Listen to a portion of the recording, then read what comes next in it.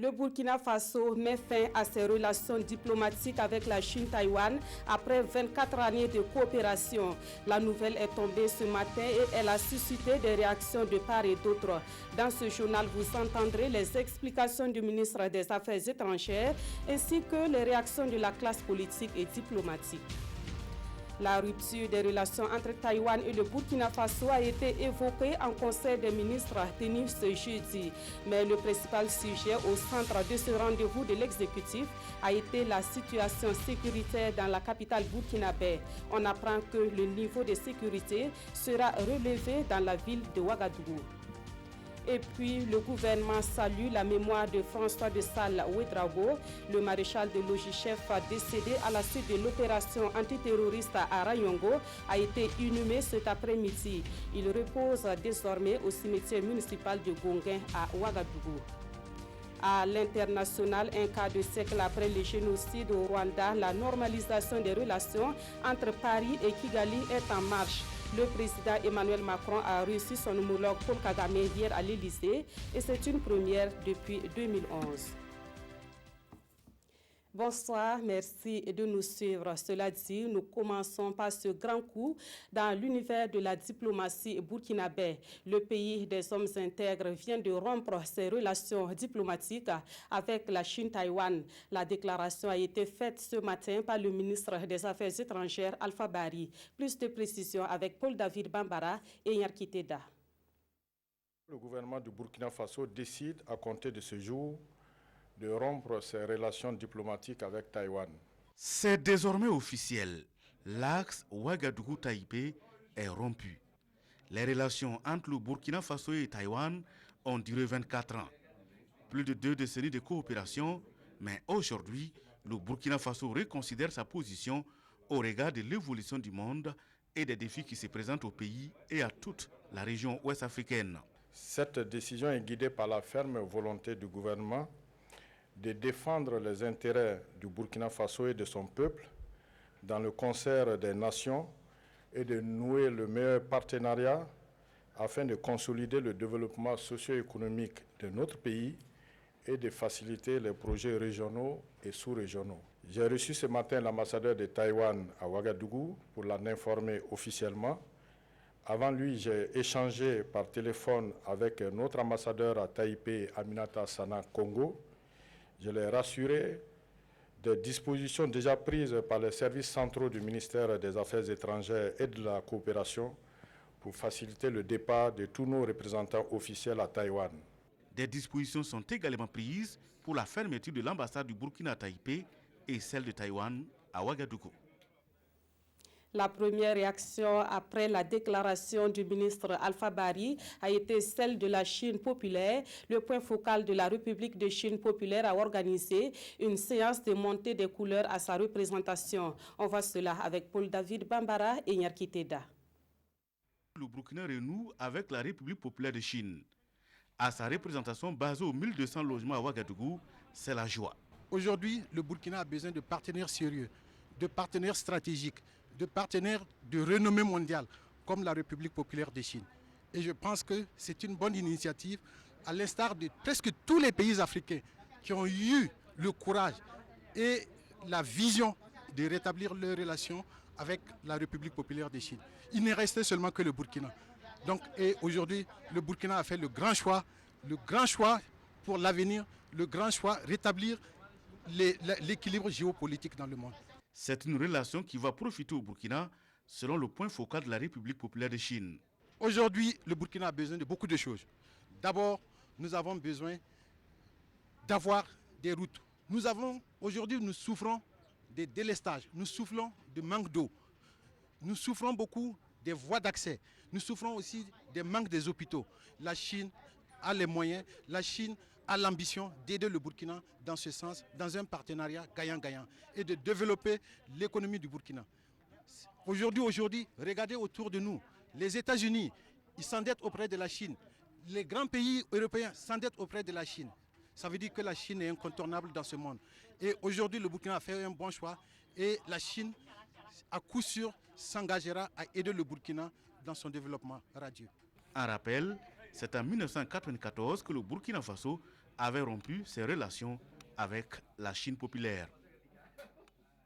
Et dans le milieu diplomatique burkinabé, on salue la reprise des relations avec la Chine populaire. Selon l'ancien ambassadeur Bruno Zidwemba, c'est une décision opportune et rationnelle en phase avec les enjeux géostratégiques du moment. Sa lecture de cette actualité avec Jean-Eudes Bayala et Jean-Emmanuel Ouedraogo. Le Burkina Faso, qui rompt ses relations diplomatiques avec la République de Chine-Taïwan et qui s'apprête à renouer avec la Chine populaire. Rien de surprenant pour l'ambassadeur Zidwemba, c'est une décision commandée par les intérêts géostratégiques du moment. Dans le G5, il est question de mettre en commun nos moyens pour faire face au problème du terrorisme. Et en mettant en commun nos moyens, nous nous rendons compte qu'il nous manque encore beaucoup.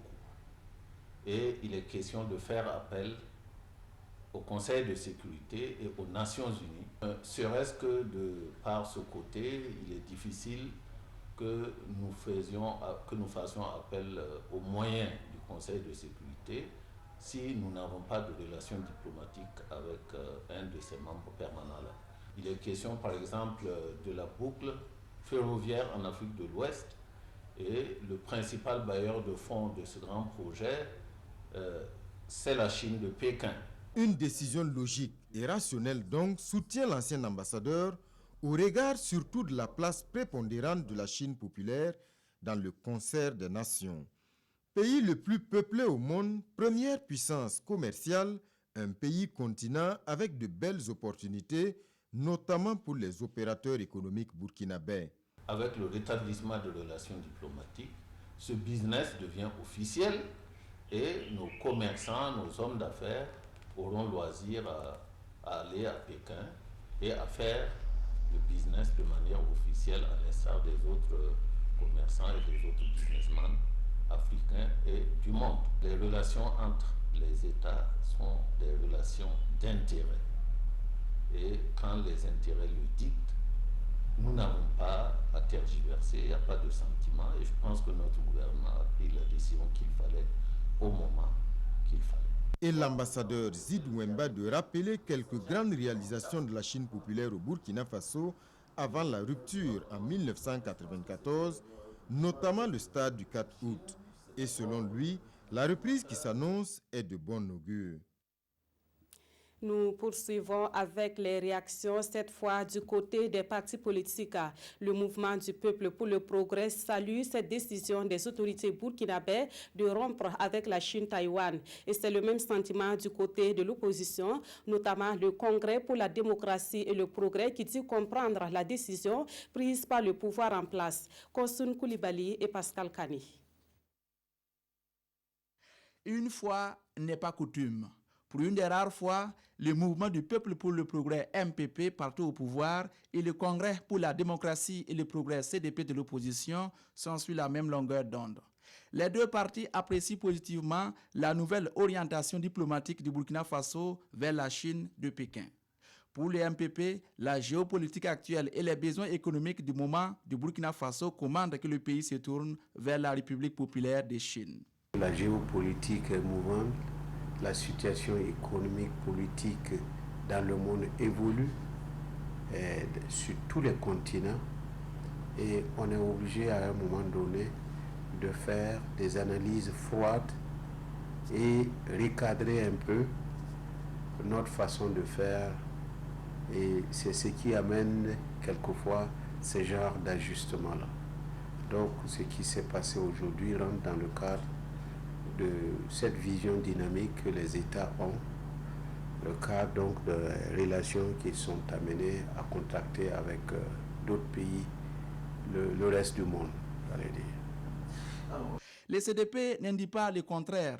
La situation actuelle de la Chine de Pékin doit être prise en compte. Le parti comprend donc parfaitement la décision du gouvernement à condition qu'elle soit mûrie et bien réfléchie.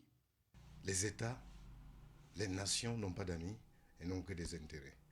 Si la décision a été prise après bonne analyse dans le sens des intérêts du Burkina, eh bien nous ne pouvons que l'apprécier, mais nous le saurons dans la suite. Effectivement, la République populaire de Chine est un très grand pays qui a connu une très grande croissance sur le plan économique et sur le plan politique. Elle joue un rôle important. Donc, cela dépend des intérêts que nous pouvons engager, c'est l'essentiel. Nos relations politiques et diplomatiques avec quelques pays que ce soit doivent être dirigées, guidées par l'intérêt du Burkina, l'intérêt du peuple du Burkina et de nos populations. Les relations en matière d'investissement et de commerce avec la République populaire de Chine se feront selon les règles du Burkina Faso, rassure le MPP. Le parti au pouvoir mesure la responsabilité qu'il a devant l'histoire. C'est nous qui sommes burkinabés, c'est nous qui organisons le fonctionnement économique, politique, social du Burkina et il nous est loisible de prendre les lois, les décrets, les règlements nécessaires à travers nos organes délibérants, et à travers nos structures délibérantes pour que les intérêts du Burkina soient sauvegardés. Tout en reconnaissant l'impact positif de plus de 2 décennies de relations diplomatiques avec la Chine-Taïwan, les MPP et les CDP se veulent réalistes face à la nouvelle donne géopolitique et économique du monde. Dans un communiqué, Zéphirin Diabré, président du CEFOP et par ailleurs président d'honneur du Forum d'amitié sino-burkinabé, dit se réjouir de la décision du Burkina Faso de rompre ses liens avec la Chine-Taïwan et de renouer son amitié avec la Chine populaire. Pour lui, cette décision va dans le sens du combat que mène le Forum d'amitié sino-burkinabé depuis des années. Il remercie par ailleurs la Chine-Taïwan pour tout le soutien qu'elle a apporté au Burkina Faso au cours de ces dernières décennies. Et en rapport avec cette actualité, le gouvernement rassure déjà les étudiants burkinabés à Taïwan. La rupture des relations diplomatiques entre le Burkina Faso et la Chine-Taïwan a été évoquée au Conseil des ministres tenu ce jeudi. Mais ce rendez-vous de l'exécutif s'est surtout penché sur la situation sécuritaire dans la capitale burkinabé. Plus de précisions avec Konsoun Koulibaly et Zalissa Sanfo. Ce jeudi 24 mai, le Burkina Faso rompt officiellement ses relations diplomatiques avec la Chine-Taïwan. Après sa déclaration ce matin, le ministre des Affaires étrangères rassure les étudiants burkinabés en Chine-Taïwan. À ce niveau, je voudrais rassurer les uns et les autres que ce soit le ministère de l'Enseignement supérieur, les services centraux du ministère des Affaires étrangères, l'ambassade qui est sur place, tout est mis en œuvre pour que les étudiants puissent être réinsérés ailleurs pour ceux qui le veulent. Sinon, ceux qui veulent rester sur place, c'est leur liberté. Et si dès l'annonce officielle de cette rupture des 10 heures, certains ont déjà vite fait de penser que le drapeau de Pékin flotte déjà sur Ouagadougou, Alpha Bari dément. Outre ce fait de l'actualité, ce Conseil des ministres a statué en grande partie sur la sécurité. Un conseil qui salue la mémoire du MDL chef François de Saloué-Draogo, tombé à Rayongo les armes à la main pour la défense de sa patrie.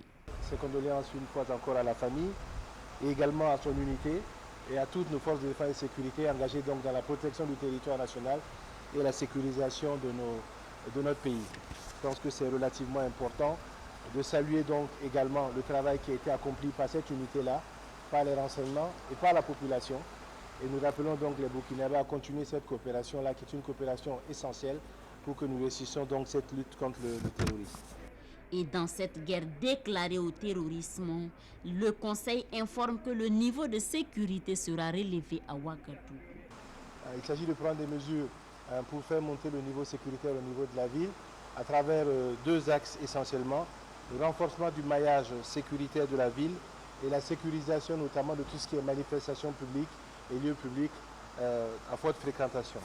Côté du ministère des Finances, Rosine Koulibaly a fait le point de la grève.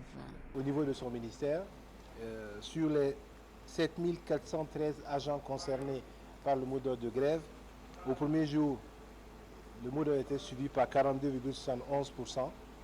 Au deuxième jour par 40,86% et au troisième jour par 39,82%. Donc sur les personnes réquisitionnées, 17,53%, soit 223 agents ont refusé de répondre aux réquisitions. À ces derniers, le porte-parole du gouvernement promet toute la rigueur de la loi s'appliquera.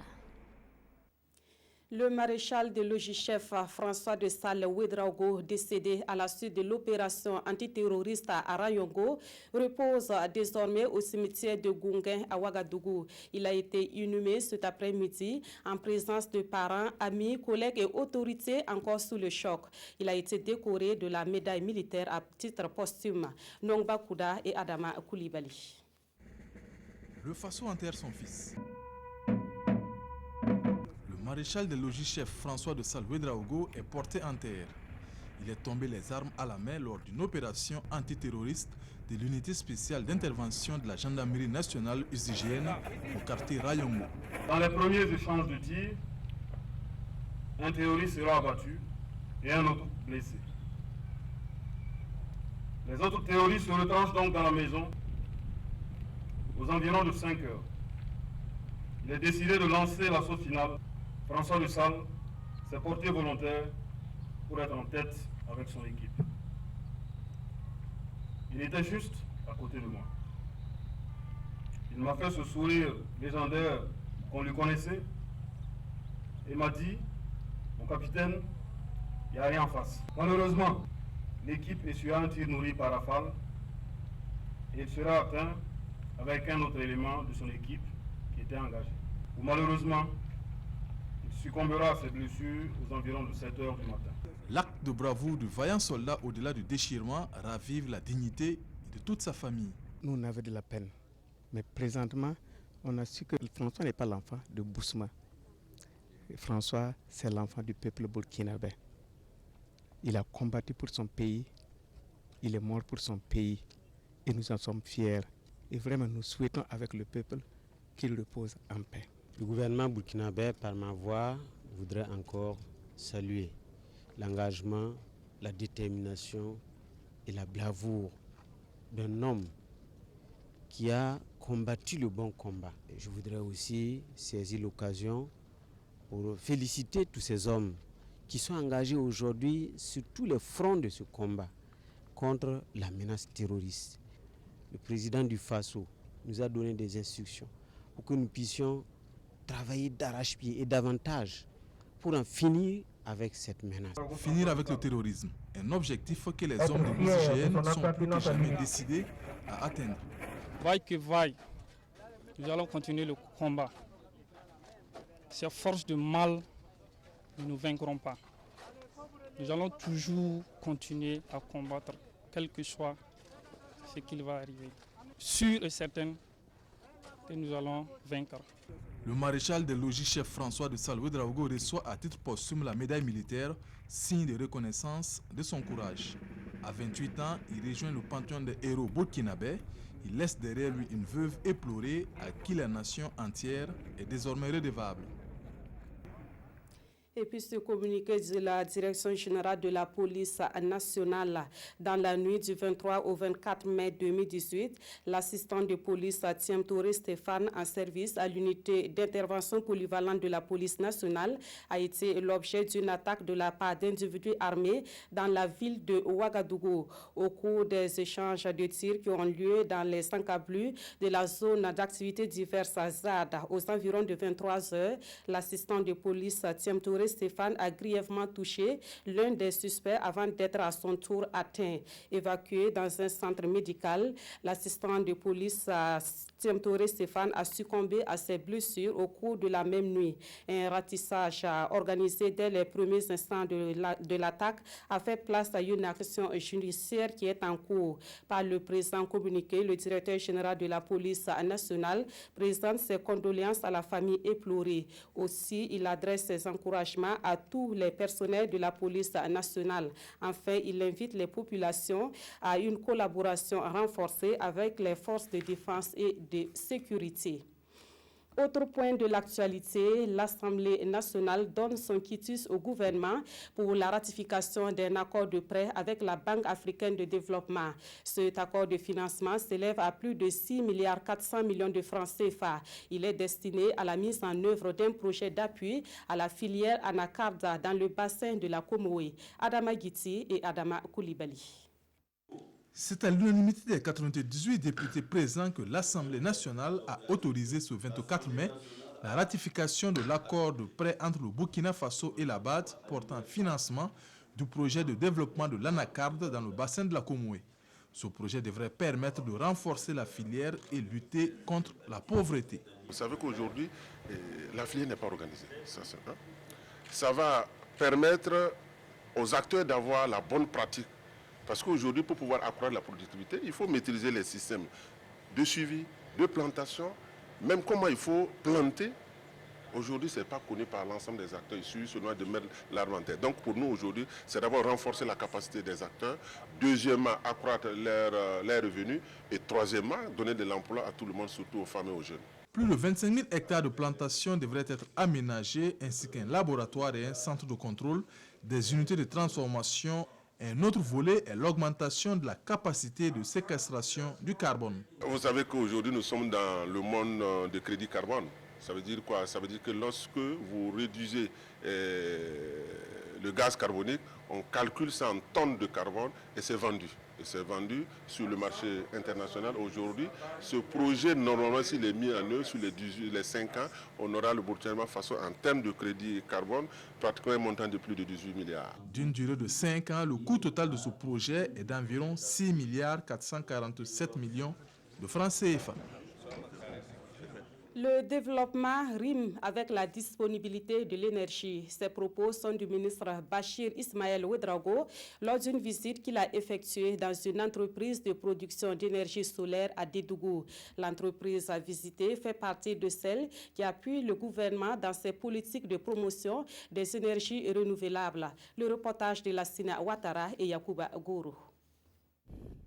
Une lampe solaire made in Burkina avec près de 40 heures de temps d'éclairage, c'est l'une des merveilles de l'entreprise La Gazelle, visitée ici en présence du ministre de l'Énergie.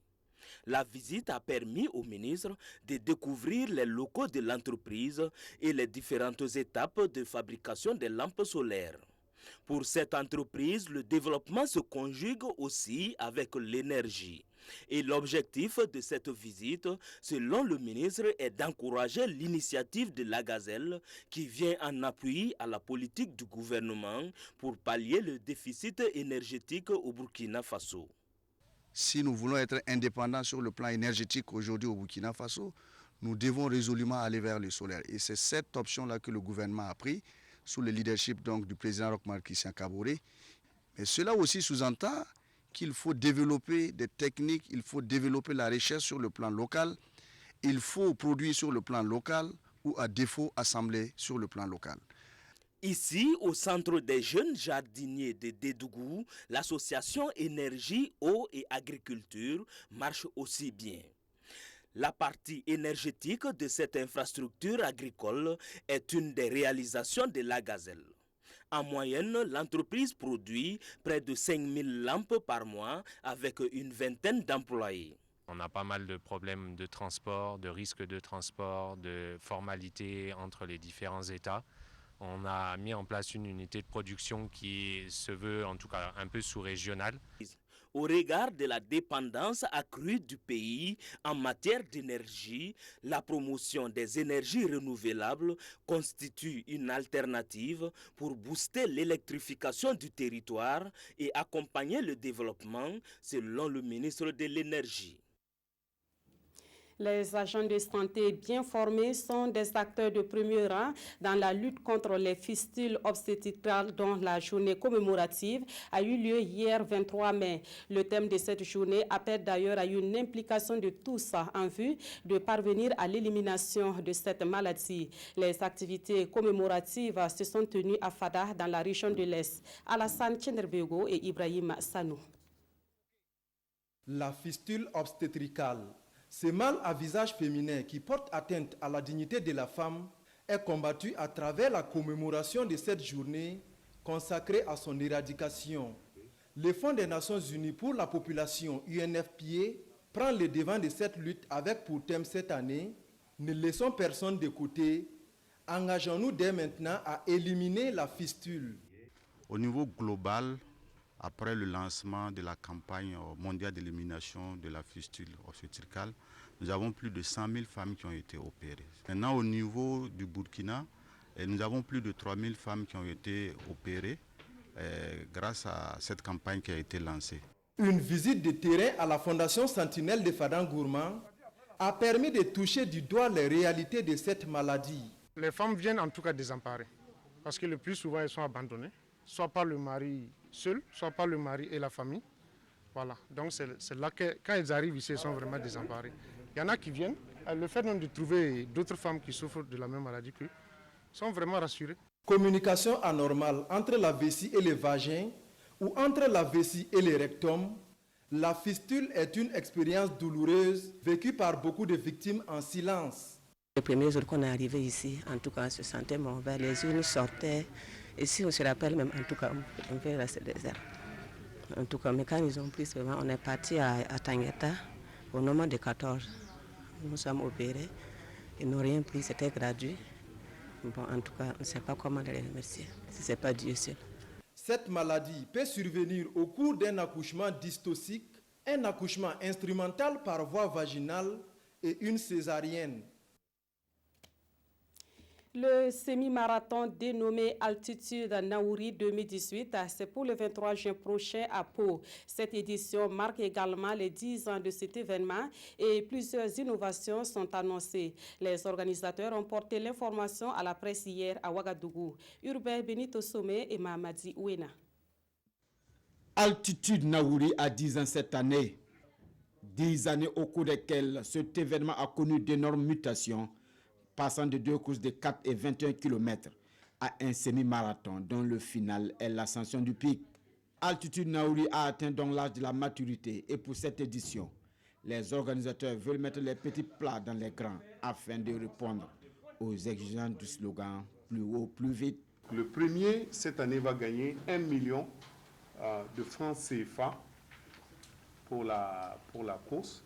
Et nous avons prévu à la suite des prix pour le deuxième, 500 000, le troisième, 250 000, le quatrième, 150 000, le cinquième, 100 000, et nous allons doter jusqu'aux 10 premiers. L'association du Togolais Combatté Maïpé, vainqueur de l'édition de 2017, sera lancée le 23 juin prochain.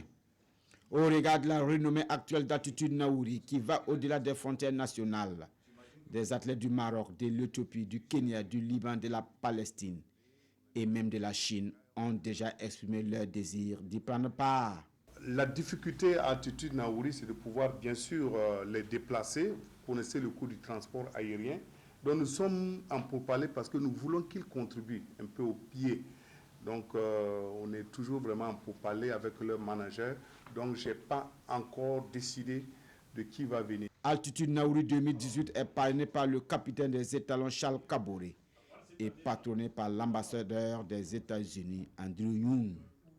La compétition, comme à l'accoutumée, est placée sous la tutelle technique de la Fédération burkinabé d'athlétisme.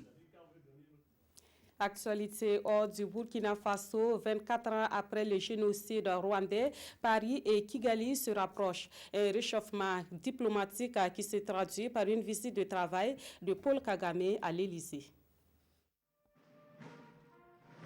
La normalisation des relations entre Paris et Kigali est en marche, près d'un quart de siècle après le génocide au Rwanda.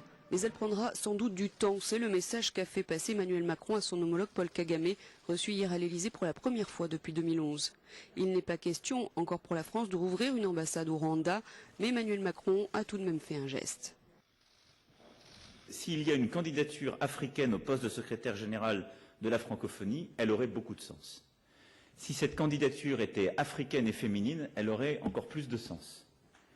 Et donc à ce titre, je crois que la ministre des Affaires étrangères du Rwanda, Louise Mushikiwabo, a toutes les compétences et tous les titres pour exercer en effet cette fonction. Sans revenir sur les blessures du passé, le président rwandais a lui insisté sur le rôle qu'il voit jouer à la France en Afrique, un rôle complémentaire de soutien, notamment dans le domaine de la sécurité. Louant la disponibilité d'Emmanuel Macron, il apprenait une nouvelle approche qui correspond à une nouvelle époque. Les relations entre Paris et Kigali sont tendues depuis le génocide de 1994 qui a fait 800 000 morts selon l'ONU. Arrivé au pouvoir après le génocide, Paul Kagame avait accusé les autorités françaises d'avoir soutenu le pouvoir Hutu et d'avoir ainsi été actrice des tueries. Justement, cette visite du président rwandais Paul Kagame à Paris est commentée dans les quotidiens burkinabés de ce jeudi. En actualité nationale, les journaux rendent compte de la conférence de presse du procureur du Faso sur l'opération antiterroriste à Rayongo. La revue de presse est signée Zubavier David Dabiri. Le démantèlement du réseau terroriste à Rayongo continue de livrer ses secrets et la presse s'en délecte. De la substance de la conférence de presse du procureur du Faso près le tribunal de grande instance de Ouagadougou et relayée par Aujourd'hui au Faso, il ressort que le cerveau présumé du groupe en la personne de Aboulaye Savadogo alias Abdallah est impliqué dans les attaques de la brigade territoriale de gendarmerie de Samoragouan en octobre 2015. L'enquête révèle également un lien entre les présumés terroristes et les attaques du 2 mars 2018 à Ouagadougou. Autre fait troublant, précise le journal Le Pays, les membres de ce réseau terroriste sont tous de nationalité burkinabé et malienne. Il n'en fallait pas plus pour susciter cette interrogation à la une de l'Express du Faso. Qu'avons-nous fait pour mériter toutes ces attaques? Le journal revient sur les querelles politiciennes, les grèves et les guéguerres de positionnement qui mènent le vivre ensemble et divisent les Burkinabés. Ces mots fragilisent l'État, poursuit le journal, et constituent la fissure par laquelle le margouillat entre dans la maison burkinabé. Dans tous les cas, conclut le quotidien de l'Ouest, l'une des principales armes contre le terrorisme, c'est l'unité des fils et filles du Burkina Faso. Les quotidiens burkinabés font également écho de la visite du président rwandais à Paris. 24 ans après le génocide rwandais, la tension reste toujours vive entre Kigali et Paris et il serait superflu de réduire la présence de Paul Kagame sur les bords de la Seine à son intérêt pour les technologies de l'information et de la communication à travers le salon Viva Technologie. En effet, constate le doyen des quotidiens burkinabés, Kagame effectue cette visite alors que certaines informations font état du soutien de l'Élysée pour la candidature de la ministre rwandaise des Affaires étrangères, Louise Mushikwabo, au poste de secrétaire général de l'OIF, l'Organisation internationale de la francophonie. Avant de se séparer, sachez que tout à l'heure à 21h sur la RTB, vous pourrez suivre votre émission Santé Mag consacrée aux maladies rhumatologiques et à la formation des rhumatologues au Burkina Faso. En attendant, nous vous proposons un extrait du reportage qui sera diffusé au cours de cette émission. Au service de la rhumatologie, les spécialistes de la santé s'activent à satisfaire les malades souffrant de rhumatisme. Ici, 25 à 30 patients sont reçus quotidiennement en consultation, soit 2 fois par jour. Sur la base d'une étude qui a été réalisée en 2012, on a en moyenne 1000 patients par an. Les rhumatismes sont des maladies qui touchent les os, les articulations, les ligaments et même les tendons. Le Burkina Faso ne dispose que 3 spécialistes en rhumatologie pour l'ensemble du pays. Le service de rhumatologie, à travers le ministère de la Santé, s'active à former ses propres spécialistes. La formation de médecins spécialistes en rhumatologie est disponible au Burkina. Et nous avons 5 médecins qui sont inscrits pour cette formation-là. Voilà, l'intégralité de ce reportage de Lazare Pouillet est à suivre donc tout à l'heure dans l'émission Santé Maga présentée par Maïmouna Daou. Et c'est la fin de ce journal. Merci de l'avoir suivi et merci de votre fidélité à la RTV.